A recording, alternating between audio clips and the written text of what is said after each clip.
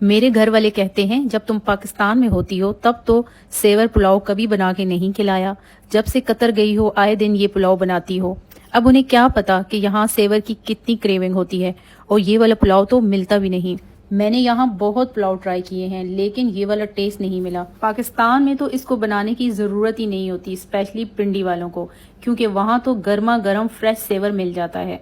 But इस बार जाऊंगी तो इंशाल्लाह ज़रूर बना के खिलाऊंगी। इस पुलाव की खुशबू भी बिल्कुल सेवर जैसी है, लेकिन जिसने भी खाया है सब कहते हैं कि इसका टेस्ट उससे भी ज़्यादा अच्छा है। अब पता नहीं सच बोलते हैं या मेरा दिल रखने के लिए, ताकि नेक्स्ट टाइम भी बना के खिलाऊं।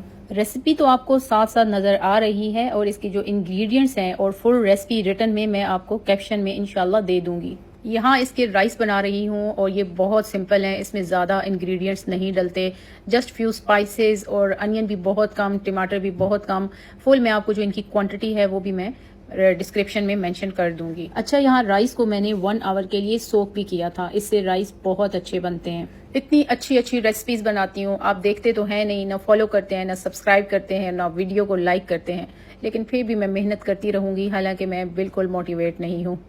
अगर मेरी रेसिपीज पसंद आए तो प्लीज़ मुझे सब्सक्राइब ज़रूर कर लीजिएगा। Thank you.